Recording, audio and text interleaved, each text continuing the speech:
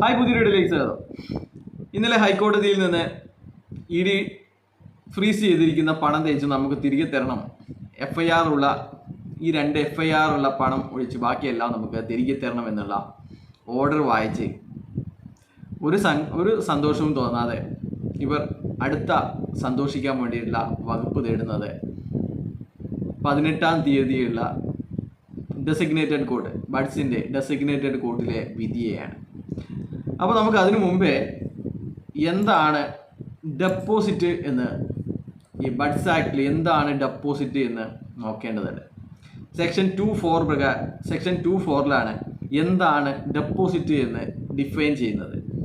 N amount of money received by way of an advance or loan or in any other form by any deposit taker with a promise to return, whether after a specified period or otherwise, either in cash or in kind or in the form of specified service, with or without any interest in the form of interest, with or without any benefit in the form of interest, bonus, profit or any other form എന്നാണ് പറഞ്ഞിരിക്കുന്നത്. But does not include loan, scheduled ബാങ്കിലെ അവിടുന്ന് എടുത്തിരിക്കുന്ന പണം, അങ്ങനെയൊക്കെയാണ് പറഞ്ഞിരിക്കുന്നത്. അപ്പോൾ എന്താണ് ഇവിടെ ഡെപ്പോസിറ്റ് എന്ന് പറഞ്ഞു കഴിഞ്ഞാൽ, അഡ്വാൻസ് ആയിട്ടോ ലോണായിട്ടോ അല്ലെങ്കിൽ ഏതെങ്കിലും തരത്തിൽ ഡെപ്പോസിറ്റ് സ്വീകരിക്കുക, എന്തെങ്കിലും പേരിൽ, ഇനി എന്ത് പേരിലായാലും, കൺസൈൻമെൻറ്റ് അഡ്വാൻസ് എന്ന പേരിലും ഇവിടെ ഇനി അതർ ഫോം എന്ന് പറഞ്ഞാൽ കൺസൈൻമെൻറ്റ് അഡ്വാൻസും OTT ഷെയറും എല്ലാം തന്നെ ഡെപ്പോസിറ്റ് എന്നുള്ള ഡെഫിനിഷനിൽ നമുക്ക് വായിക്കാൻ സാധിക്കുന്നതേ ഉള്ളൂ.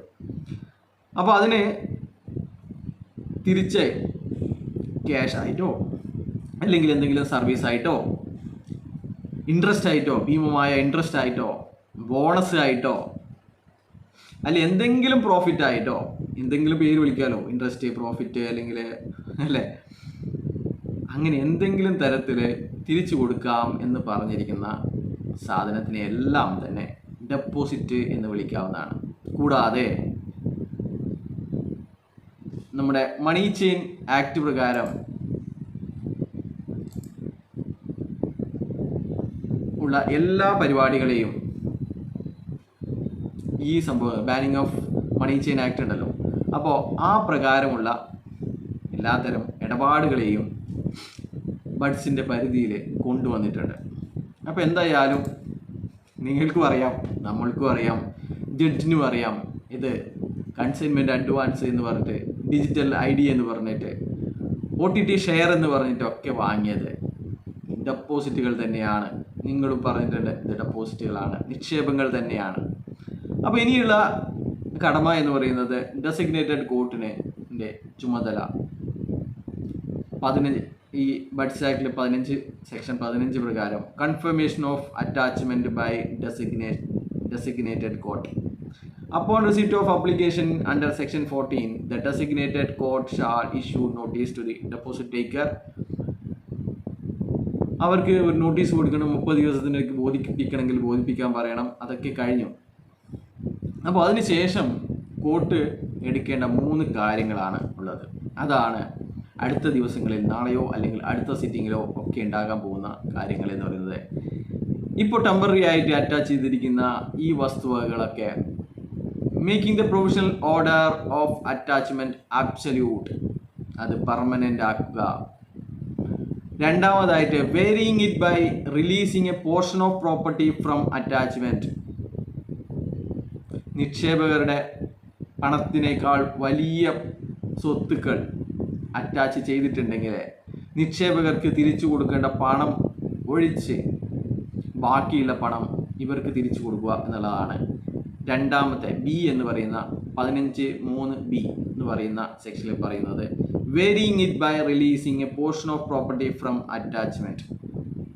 നിക്ഷേപകർക്ക് കൊടുക്കാനുള്ള പണം ഒഴിച്ച് അവിടെ വെച്ചിട്ട് ബാക്കിയുള്ള പണം ഇവർക്ക് തന്നെ കൊടുക്കുന്ന പരിപാടിയാണ്. മൂന്നാമതായിട്ട് C15(3)C പറയുന്നത് cancelling the provisional order of attachment. മൂന്നാമതായിട്ടുള്ളത് ഈ പ്രൊവിഷണൽ അറ്റാച്ച്മെൻറ്റ് ക്യാൻസൽ ചെയ്യുന്ന ഒരു കാര്യമാണ്. അപ്പോൾ 3 കാര്യങ്ങളാണ് ഈ കോടതിക്ക് അധികാരമുള്ളത് പെർമനൻ്റ് ആക്കാൻ വേണ്ടിയിട്ട്, അതിൽ ഭേദഗതി വരുത്താൻ വേണ്ടിയിട്ട്, മൂന്നാമതായിട്ട് ക്യാൻസൽ ചെയ്യാൻ വേണ്ടിയിട്ട്. അപ്പോൾ ഇങ്ങനെ എന്ത് വന്നു കഴിഞ്ഞാലും ഈ ഒന്നാമത്തെയും മൂന്നാമത്തെയുമാണ് ഇവരൊക്കെ പ്രതീക്ഷിക്കുന്നത്. അങ്ങനെ പ്രതീക്ഷിച്ചു കഴിഞ്ഞാൽ പിന്നെയുള്ളത്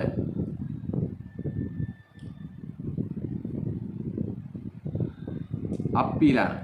സെക്ഷൻ 19 പ്രകാരം അപ്പീൽ ടു ഹൈക്കോർട്ട്. അതുവരെ ഹൈക്കോർട്ടിന് ഈ കാര്യങ്ങളിൽ ഇടപെടാനുള്ള അധികാരം ഉണ്ടായിരുന്നില്ല. അപ്പോൾ ഇവിടെ ഒരു തീരുമാനമാക്കി കഴിഞ്ഞാൽ ഇത് അബ്സൊല്യൂട്ട് ഇത് പെർമനൻ്റ് ആക്കുകയോ അല്ലെങ്കിൽ ഇത് ക്യാൻസൽ ചെയ്യപ്പെടുകയോ ചെയ്തു കഴിഞ്ഞാൽ എനി പേഴ്സൺ ഇൻക്ലൂഡിങ് കോമ്പിറ്റൻ്റ് അതോറിറ്റിക്കോ അല്ലെങ്കിൽ മറ്റുള്ളവർക്കോ, എനി പേഴ്സൺ ആണ് പറഞ്ഞിട്ട് ആർക്കാണെങ്കിലും including competent authority, if aggrieved by any final order of designated court under this chapter may appeal to the High Court with a period of 60 days from the date of such order. 60 ദിവസത്തിനിടയ്ക്ക് ഹൈക്കോടതിയിൽ appeal പോവാവുന്നതാണ്. 60 ദിവസത്തിന് ശേഷവും വേണമെങ്കിൽ appeal പോവാം, പക്ഷേങ്കിൽ അതിന് തക്കതായ കാരണം കാണിക്കേണ്ടി വരുമെന്നാണ് സെക്ഷൻ 19 പറയുന്നത്. ഇവിടെയുള്ളത് വേറൊരു കാര്യമാണ്. സെക്ഷൻ 30 പ്രകാരം ഈ കേസ് സെൻട്രൽ ഗവൺമെൻറ്റിന് റെഫർ ചെയ്തിരിക്കുകയാണ്. ഇത് കേരളത്തിൽ മാത്രം ഒതുങ്ങുന്ന ഒരു തട്ടിപ്പല്ല എന്നും ഇന്ത്യയിലെ മറ്റ് സംസ്ഥാനങ്ങളിലും വ്യാപിച്ച് കിടക്കുന്ന, അല്ലെങ്കിൽ വിദേശങ്ങളിൽ 98 രാജ്യമോ 200 രാജ്യമോ അങ്ങനെ എന്തോ പറയുന്നിട്ടുണ്ടായിരുന്നു, 200 രാജ്യങ്ങളിൽ വ്യാപിച്ച് കിടക്കുന്ന തട്ടിപ്പാണെന്നും അതുകൊണ്ട് തന്നെ ഇത് CBI 30 സെക്ഷൻ 30 പ്രകാരം CBI ഏറ്റെടുക്കണമെന്ന് പറഞ്ഞിട്ട് സർക്കാരിന് വേണ്ടിയിട്ട് കോമ്പിറ്റൻ്റ് അതോറിറ്റി കേന്ദ്ര ഗവൺമെൻറ്റിന് കത്ത് നൽകിയിരിക്കുകയാണ്. ഫയലൊക്കെ അങ്ങോട്ട് കൊടുത്തിരിക്കുകയാണ്. അപ്പോൾ ഇങ്ങനെ വന്നു കഴിഞ്ഞാൽ നമ്മുടെ ഡെസിഗ്നേറ്റഡ് കോർട്ടിൻ്റെ പണി അവിടെ അവസാനിക്കുകയാണ്. ഇത് പിന്നെ സുപ്രീം കോടതിയാണ് ഈ കാര്യങ്ങളൊക്കെ നോക്കേണ്ടത്. വെച്ച് കഴിഞ്ഞാൽ കേരളത്തിലെ ഒരു ജില്ലയിലെ തട്ടിപ്പാണെങ്കിൽ മാത്രമേ ഡെസിഗ്നേറ്റഡ് കോർട്ടിന് ആ കാര്യങ്ങൾ ചെയ്യാനുള്ള പവറുള്ളൂ. അപ്പോൾ ഇത് വലിയ തട്ടിപ്പായതുകൊണ്ട് തന്നെ കേരളം കണ്ട ഏറ്റവും വലിയ തട്ടിപ്പ് മാത്രമല്ല, ഇന്ത്യയിലെ തന്നെ വലിയൊരു തട്ടിപ്പായതുകൊണ്ട് തന്നെ ഇതിൽ മറ്റ് നടപടികളൊക്കെ ചെയ്യാൻ പോകുന്നത് സുപ്രീം കോടതി ആയിരിക്കുമെന്നാണ് ഇതിൽ നിന്ന്, ഈ ആക്റ്റിൽ നിന്ന് മനസ്സിലാകുന്നത്. അന്വേഷണം പൂർത്തീകരിക്കുന്ന മുറക്ക് ബാക്കി കാര്യങ്ങൾ ഉണ്ടാവുമെന്നാണ് എനിക്ക് മനസ്സിലാകുന്നത്. അപ്പോൾ എന്തായാലും നാളത്തെ വിധി എന്ത് കഴിഞ്ഞാലും സർക്കാർ ഇത് അബ്സൊല്യൂട്ട് ആയി കഴിഞ്ഞാൽ ഹൈറിച്ചിന് ഓപ്പർച്യൂണിറ്റി കിട്ടുകയാണ്. ഇത് ഈ ഒരു ഓർഡറിനെ ചലഞ്ച് ചെയ്യാൻ വേണ്ടിയിട്ട് ഹൈക്കോടതിയിൽ പോകാൻ വേണ്ടിയിട്ട്. ഹൈക്കോടതിയിൽ പണ്ട് പോയപ്പോൾ നിങ്ങൾ അവിടെ എന്തെങ്കിലും ഒരു തീരുമാനമാക്കിയിട്ട് വാ, നമുക്ക് നോക്കാമെന്നാണ് പറഞ്ഞിരുന്നത്. അപ്പോൾ എന്തായാലും ഹൈക്കോടതിയിലേക്ക് കേസ് നീളുമെന്ന്, ഇവർക്ക് വീണ്ടും പറ്റാത്തതിനും കേസ് കൊടുക്കുന്ന ഒരു കമ്പനിയാണ് ഹൈറിച്ച് എന്ന് പറയുന്നത്. അത് വാദിക്കാറില്ല, അത് കേസ് പിൻവലിച്ച് ഓടുന്ന ഒരു കാര്യമാണ് നമ്മൾ കണ്ടിരിക്കുന്നത്. അപ്പോൾ ഇത് ഇങ്ങനെയാണെങ്കിൽ ഹൈക്കോടതിയിലേക്ക് കേസ് പോകുമെന്ന് ഏതാണ്ട് ഉറപ്പാണ്. ഇനിയിപ്പോൾ ഹൈക്കോടതിയിലേക്ക് പോയില്ലെങ്കിലും ഇവിടെ കൊണ്ട് അവസാനിക്കില്ല. നമ്മുടെ ED ഇത് പൂട്ടിയിരിക്കുകയാണ്. ED ആണ് ഇതിനേക്കാൾ വലിയ എമൗണ്ടുകളുടെയൊക്കെ ഫ്രീസിങ് നടത്തിയത്. കമ്പനിയുടേത് മാത്രമല്ല, ലീഡർമാരുടേതടക്കം ഫ്രീസ് ചെയ്ത് കൂടുതൽ ചോദ്യം ചെയ്യലും കാര്യങ്ങളൊക്കെ അന്വേഷണമാക്കി മുന്നോട്ട് പോയിക്കൊണ്ടിരിക്കുന്നത് ED ആണ്. അപ്പോൾ EDയുടെ ഈ പെർമനൻ്റ് അറ്റാച്ച്മെൻറ്റ് നടക്കാൻ പോകുന്നത് ജൂലൈ മാസത്തിലാണ്. ജൂലൈ 24 അവർക്ക് നിയമപരമായിട്ട് ചെയ്യേണ്ടത്. അപ്പോൾ എന്തായാലും ഈ ഒരു ഫ്രീസിങ് പെർമനൻ്റ് ആയി കഴിഞ്ഞാലും ഇല്ലെങ്കിലും അവിടെ ഫ്രീസിങ് ഉണ്ടാവും എന്നുള്ളത് ഉറപ്പാണ്. അപ്പോൾ എന്തായാലും നാളെ പൈസ കിട്ടും, മറ്റന്നാൾ പേ ഔട്ട് വരും, പൂളിംഗും വരും എന്നൊക്കെ പറഞ്ഞിരിക്കുന്നവർക്ക് ഇങ്ങനെ കാത്തിരിക്കാം എന്ന് മാത്രമേ ഉള്ളൂ.